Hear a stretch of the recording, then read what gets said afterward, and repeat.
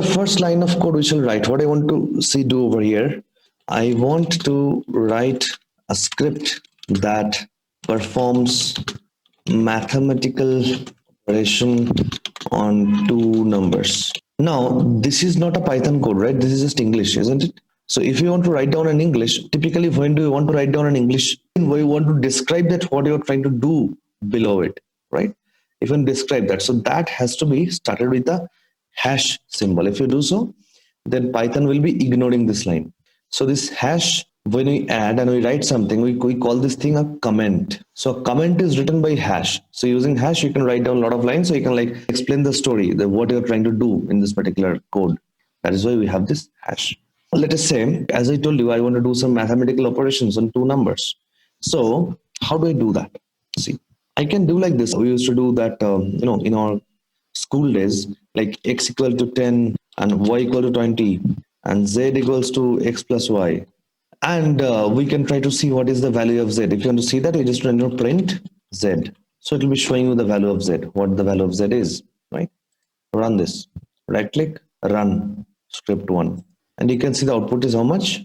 30, which is correct, right? So exactly this is how we can keep on going. I can get like, let's say, if I make it a is x plus y, b is, let's say, x minus y, and let's say c is equal to x multiplied by y, and d is equals to x divided by y.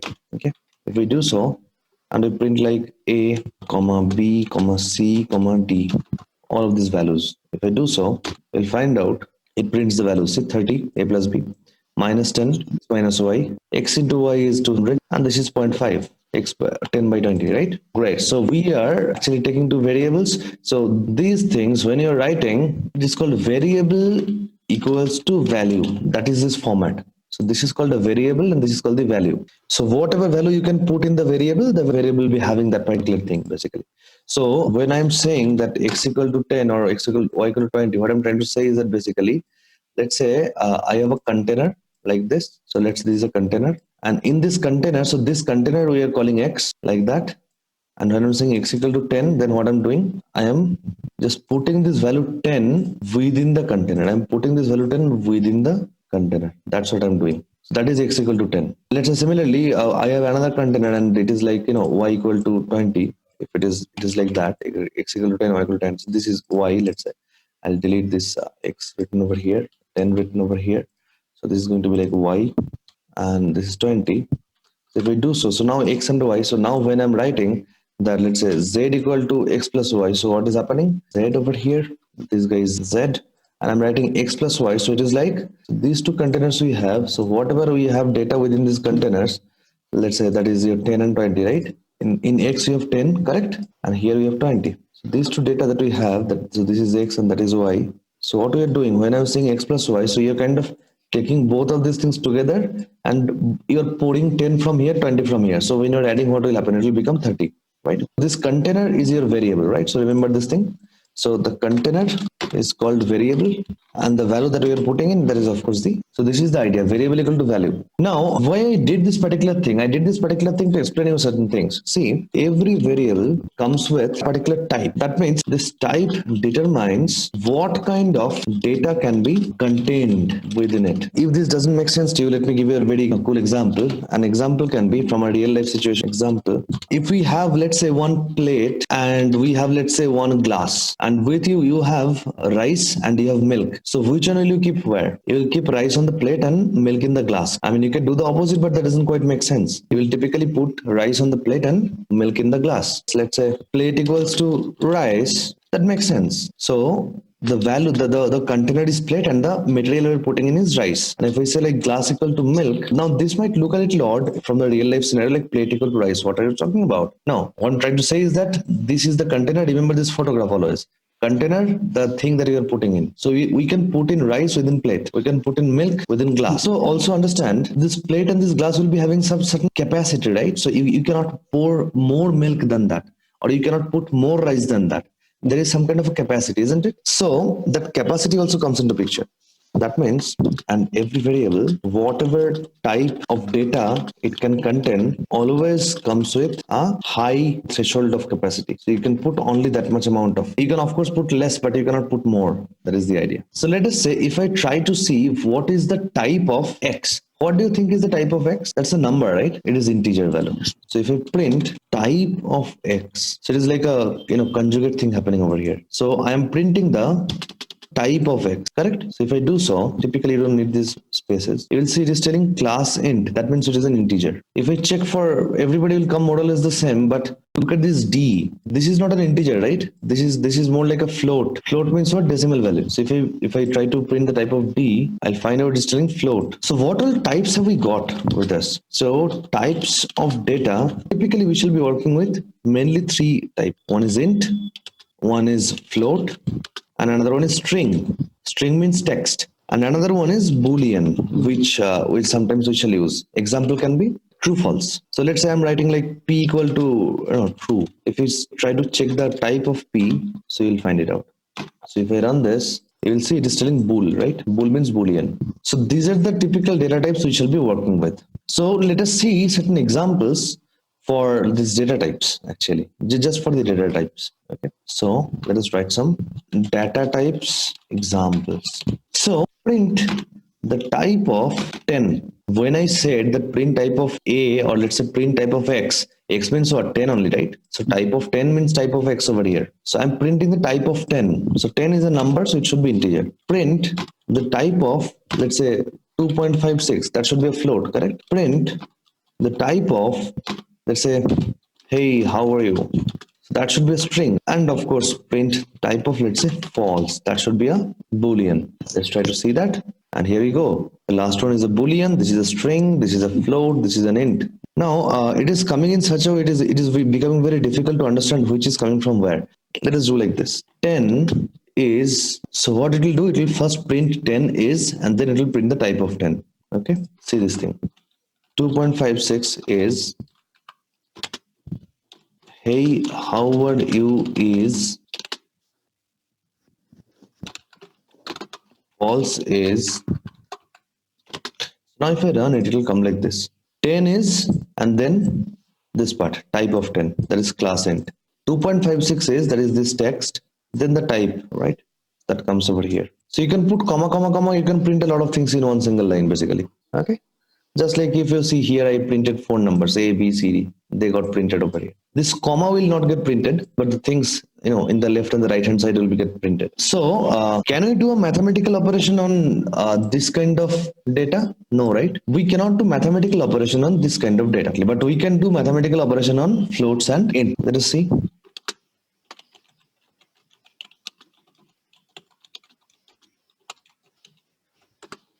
Let's say I'm writing q equal to, or let's say f equal to 2.5 plus 3.5. Now tell me one thing, I did this thing in purpose. 2.5 is a float, right? 3.5 is also a float. What is the sum of them? 6. Is 6 a float or an integer? Let us try to check. So let us print f, and also let us print the type of f. We will do in the same one. F is of type, and then type of f. This line was clear to you? So it will print the value 6 is of type, and then it will tell what it is. Let's see. And what does it say? When you do mathematical operation between floats, the output is always stored in the float manner. It is storing in 6.0 instead of just 6. So if you do mathematical operations on floats, the output shall always be stored in a float data type. So that is one thing. Now we can see, we can do mathematical, we can do everything, multiplication, whatever you want. But what if I try to do the similar kind of a thing? Let's say attempting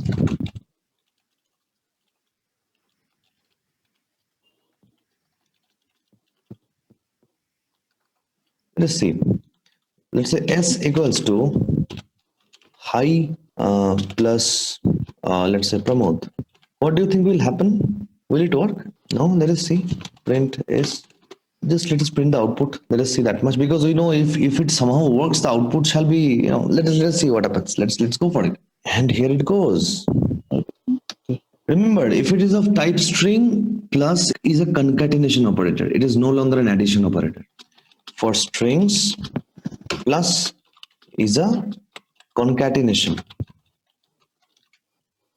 right? Unlike numbers it is addition, right? Here it is concatenation. So when we add plus, we can actually go ahead and concatenate them. So now if you want a space between them because it is looking little, so you have to put a space somewhere, maybe here. So they'll like come like this. Hi Pramod. So this is basically what is happening over here. So we kind of concatenating the data, and of course the type will be string only, right? The type will remain string because it is ultimately a string. If you want to concatenate a number and a text together, that is not possible. See, there is an error. Can only concatenate string, not integer. So this kind of thing doesn't work out. That you are trying to add a number and a text. That will not happen. But yes, two texts can be concatenated with a plus sign. So this is a wrong operation. This doesn't happen. Yes, I mean, if you had put this also in a string, then it was fine. Then it would have worked. Because now it is a string, right? It is no longer a two number. So we learned about a little bit about variables, and we understood how we can store value within them. We saw a little bit of mathematical operation. We tried to figure out what are the data types of certain variables. Now the beauty of Python is this particular situation. See, if I want to, I had x equal to write something right over here. Okay, or let's take a new variable. Let me call this thing var1, var underscore 1. So variable 1. I'm writing var1 equals to, let's say 10.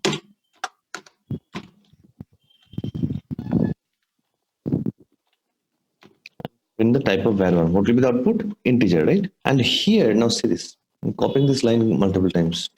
The same var1 I am making over here, double quote 10. It will become string, isn't it? I'm making this 10.0. It will become float, correct? And here I'm making it, let's say, true. So now if I run this, you will see all the four are coming: integer, then string, then float, then bool.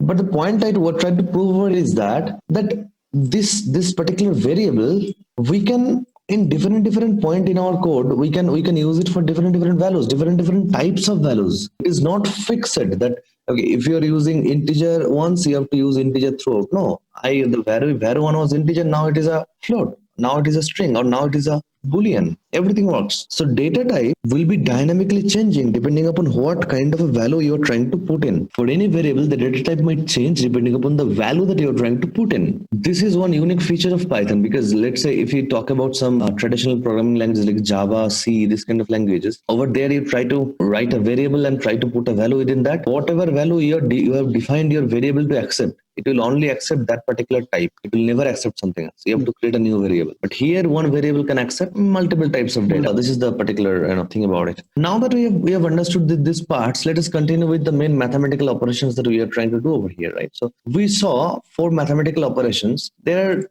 even more number of operations. Let me show you one by one. So continuing with our mathematics. So let us say x equals to 10 and y equal to 20. And then we are playing like this. Let's say a equal to x percentage 20, y. What will happen? This percentage, even though it is a percentage, it is not exactly read as a percentage in programming language. This percentage is known as a modulus operator. Okay. This percentage is known as a modulus operator. What happens in a modulus operator? A modulus operator will be like, if I divide x by y, what will be the remainder? That is a modulus operator. Let us make the numbers a little different. Let's make it, let's say, for example, 5. So if I divide 10 by 5, what will be the remainder? 0, right? If I make it 4, what will be the remainder? 2, right? Let us try to see. So when I do percentage, it gives us the remainder, right? So it gives the remainder. See now this thing. I try to, let's say, go like print a. Look at the output. It says 0 because remainder is 0. Correct? And if I, let's say, make it 4, remainder is 2. So it says 2. So modulus operator is for a remainder. Let us see even more operators. A equals to, let's say, a vertical bar y. What will happen over? So this vertical bar is basically, this is known as a binary OR operation. This is a binary OR operation. Binary OR operation means what? If we convert these numbers into binary and we do an OR operation, what will be the output? That number. So what is the binary for 10? So the binary value for 10 is 1010.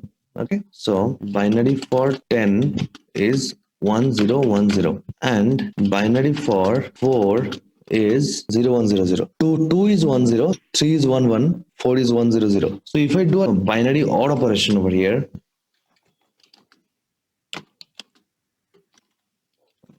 write down operation, the output will be